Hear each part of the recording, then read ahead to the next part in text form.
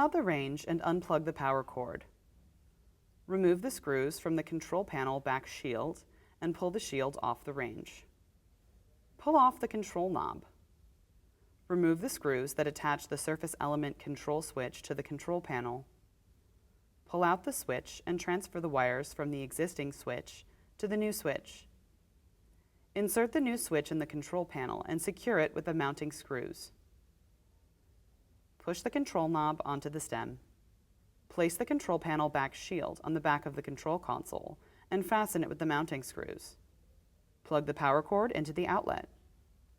Carefully slide the range into position, ensuring that the rear leveling foot fully connects with the anti-tip bracket.